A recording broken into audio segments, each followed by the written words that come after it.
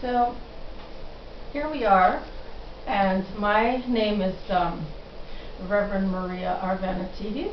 I'm here to discuss a little bit more about the book, TheSovereignLight, A Course in Metaphysical Spirituality. And it is out. It's starting to come out on Barnes & Noble. Amazon, maybe you might find it on Amazon. And Indigo, I looked it up at Indigo, and Indigo for some reason is just so eminent on this woman named Marianne Williamson, and she's all about the Course in Miracles and retraining people to better understand the Course in Miracles, and all power, whatever she wants to do, that's her thing. I mean, when people think of me and the book, or perhaps they might be comparing, you can't really compare apples and oranges. And this Course in Miracles, yes, it has inspired me to use that kind of template and the structure so that I can flow my information better to everyone. And I did have to go through it, and when I was going through it, to me, it's like putting a grenade inside the book and just blasting it. And I've taken it apart in such a way that, when you blast the thing, it just kind of into smithereens, and then it transfiguration, which I want to touch upon today a little bit. And what I've done is taken it apart, dismantle it, blast it into bits and pieces, and then those bits and pieces, whatever have, I've put it into my own way, added more things. I mean, how many, I'm pretty positively certain that all those other people that have done before me what they have tried to do, and with the Course in Miracles, haven't been talking about the string theory and all the multidimensional levels, and for instance, that I have been doing and I have been describing in so many ways that would influence your way of thinking into another level, into many other levels. And it's not just, that template or that structure that I used to follow in those footsteps, but also it introduces so many other dimensions, and it describes different perspectives in that, they fold into each other and they collapse and they go back into three-dimensional realities of that linear time frame that we can connect and possibly say, okay, this is a string theory of the 11th dimension, or this is the collapsed version of the 8th dimension, and and possibly I might have said up to the 9th, and all these other transitionary windows that we have, portals, and that we can connect to when we silence the mind and open the heart. And so that has come to my mind from before, and when speaking to somebody, they also, this thing with affirmations that also I get into this book. Affirmations, and what is her name? From the Hay House group that started it, Louise Hayes, and her affirmations, and really still to that source of Napoleon Hill and Andrew Carnegie, and those other great people that I want to say, it's not just this person or Marianne Williams or this person. There's actually more further. When you dig deeper, you'll find the sources, okay?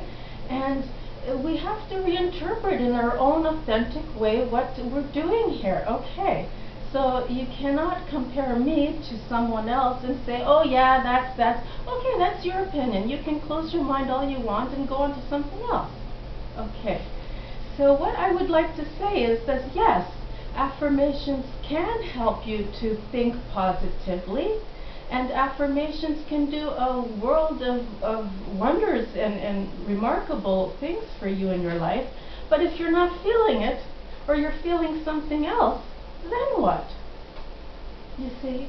So what I'm trying to get here at is in this book, there's exercises, and it's not just the idea of, okay, this is the idea for today, this lesson of affirmation. It's learning how to become an observer.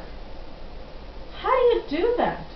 Yeah, you take some time, take the day, and see if anything comes up, anything triggers in your life. Is there those opinions that we have, those thoughts from before, yes, subconscious, whatever it is, that make up our character, that come up, and these are the filters. Okay, it's not just about calling it an ego or identifying with things, you know. It's okay, like we were first talking with the first chakra, the Muladhara. Okay, you want to give it a name so you can understand it better. And so how we get dropped from the Svadhisthana, from the umbilical cord that gets cut from our mothers, and we get dropped through that membrane, that's just a physical way of describing these many layers, like a Russian doll would be, you know, many layers, these fields. That's what these chakras are. Okay, and when you remove those membranes, you become a unified field, atoned into the oneness. Okay, this is what this brilliance of the Sovereign Light connection, this book, my ministry, is all about. And so when we go into the first 7 years of our life and we get dropped as babies in our first breath, and here we go. Are we like, do we have opinions? Do we have like beliefs? I believe that this is like, oh, you know, we don't have those filters. Right. So that purest, wholesome state that people put down with others and say, oh, she's gullible or he's gullible. They believe in anything, that, you know, they're just, you know, very impressionable. But really, that is the state you want to be in, to be an observer. That is the actual state that we would like to get to. And if you have other things, eventually that wisdom, babies have that too. It's not just this dimension and they're just, you know, that's it, this is their first time here. And, you know, we get dropped here and we try to remember again what it is, our mission, who we are, what we are, how. Okay, and I want to describe, I think I have connected with that first layer of resurrection from before. And resurrection happens in, okay, when we try to describe things in three-dimensional, because our mind can only understand this physical world, and how we interpret it, it would be in threes, would it not? Yes. And so what happens is, I'm like covering myself, this is a heavy book, I'm just going to put it down a little bit if that's okay. And that first level I was describing, called transformation. And as you can tell, I'm wearing the colors, the purple and the magenta, okay, which is that feminine primal up. Okay, that's kind of the first layer, this transformation. That's the first layer of resurrection. And then I discussed personally beforehand about the Svadhisthana and the many chakras that are here in this book that I was describing, and the chanting, like, maybe I have not described. Okay, when you go, ooh, you want to make sure, and you know by the tightness from the umbilical region to the pubis bone, that lower belly tightens up. That's where that power center, the voice, that energy is coming from. So with every chakra is like kind of that same. And when you join them up, it becomes a unified oneness chanting meditation. I think I have given you a thread in my book that you can possibly go to on my YouTube channel that I have been doing in 2012 when I was experiencing that practice of finding that oneness within the chakras. And okay, so we discovered transformation, we discovered transmutation, and I would like to go into the solar plexus and kind of, possibly if I can end it with that, With the Buddhist Tibetan teachings, humanity is at that level of that solar plexus, that color yellow. That stage, that's what you call transfiguration. When you connect, and by the way, the solar plexus, that's a primary color. That's yellow. When we were dealing with the creative, procreative, special, sacred center, that is a secondary color into the in-between worlds, your emotional, your soul world, these things that we're like clearing and transmuting so that we can be able to work with our fields in a clearer way and set intentions. For example, I'll go back to these affirmations. I was speaking to a girl who, at a round table social event, and maybe with a glass of wine, I kind of left it there. But now I think that, yes, you can, with your thoughts, which are electrical, okay, components, you can change your life and what you think and say, you believe. And then that becomes an opinion, and then that becomes the experience. Well, however, when you're feeling, this becomes your experience, and from that experience you base the thoughts, and from those thoughts your opinions. Do you not?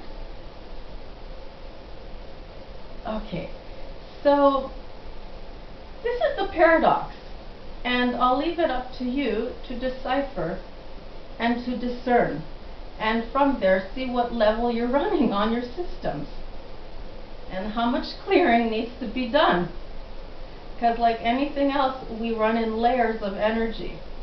Okay, and so from there I will go back into the solar plexus, and I will describe the yellow and the solar, the sun, and what is it that we get from the sun, and what everything gets from the sun we already have. This is who we are. Okay, and with that yellow, bright white light, you get the flares that you can also see from the sun. That's photonic. Those are photonic information that we're dealing with. Those are, with that we can transfigure back into the solid world, that we can collapse the dimensions and that string theory of waveforms that I do describe in this book. And if you can connect to all of this and really make it work for you, you can start imagining, here's an apple, and actually the solid form of an apple appears in your hand. So that's the level we're going at. I don't know. I think, can I remember everything? And so the Tibetan way that describes the metaphysical alchemical reality, because that's what we're dealing with, is turning lead into gold. It describes it in bardos. Okay, and this stage is for there's 4 stages. There's transformation, there's transmutation, transfiguration, and transcendence. Transcendence happens from the heart always. And resurrection also deals on those many levels. What is the difference between ascension and descension? Ascension, you ascend, but then you can descend again. And you ascend and you descend again. This is the first level of resurrection. It's very transformative, and this is how we grow. So there's many layers and facets to everything, and how we describe it, and I guess we have to break it down and do all these things and boundaries and in order to be able to better understand light and the sovereign light and the sovereign light and the yellow and the brightness of that is us, and the yellow is the nutrition that we get from within our field. But everything, that yellow, that haiku, the Egyptians would call it. It's that halo too. I'm like going like this, but yeah, there is. There's one at the top, and there's also another one, not so much in if you want to deal with colors, but that energy field that also goes in a clockwise direction, other one in a counterclockwise, that the Wiccans actually use when they perform circles and their intent. They always have an intent, and they hone it in like a pyramid fashion after when they let it go. I mean, you can do that with tantric moves and sexuality, and actually just get to the point of breath and orgasm through the svadhisthana that I was describing before, and that power that we have that we should acknowledge and own up to. The Manipuri is another center, the solar plexus, which you kind of see a big jolly happy man like Santa Claus, ho ho ho. That ho ho ho is the solar plexus. And when you say home and you bring it all in oneness, that is a very powerful center. And in my book, I've described the E.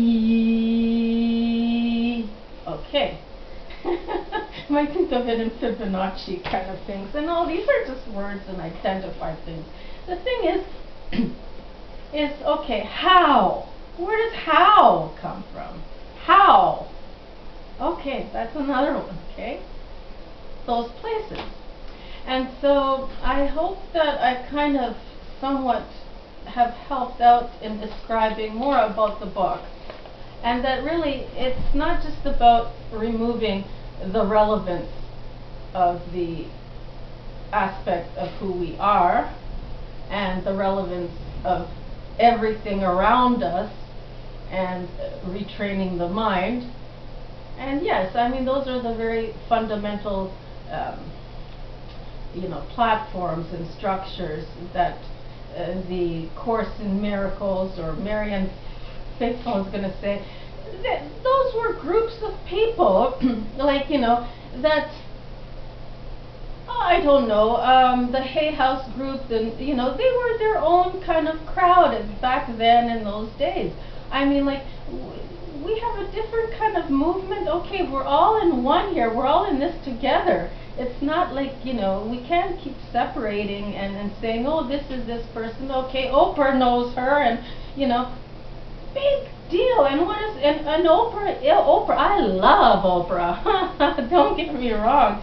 She's all about that purple and transformation. She's all about Jane Goodman and the Book of Seth and channeling, and most recently I think she even interviewed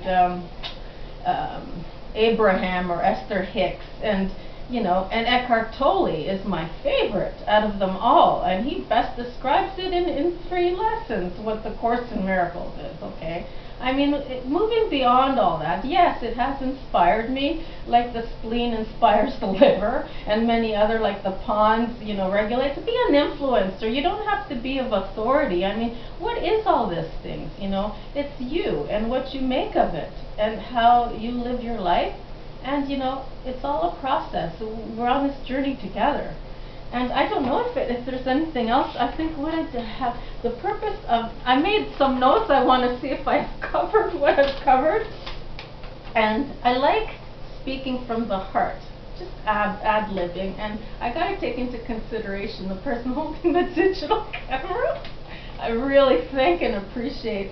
And I think I discussed the resurrection and levels to and from the layers. Okay. And then the purpose of the sacral area was to learn to trust in this connection, surrender and trust. Yes, we do that from the heart, and we do that, everything happens from the heart and from that center of creativity as well, from our inner child, our nurturer, which is that sacred, sacrum, center of our being. Our church is there. Okay? And the reason why I didn't cover trust and surrender, it's all in this book. I mean, if you really want to know more about trust and surrender and in this connection, weighted down feelings from where the ego preferred ground itself and can be released and resurrected can occur, that anchors from the heart in its surrender to this transcendence completely. Otherwise, dissension and ascension will keep occurring and reoccurring in this game and outcome.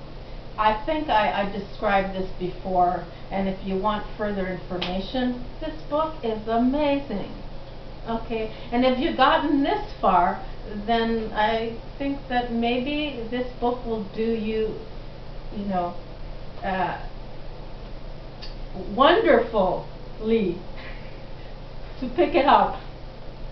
If you made it this far, then obviously you're resonating to this awareness and want to enlighten yourself some more with this information.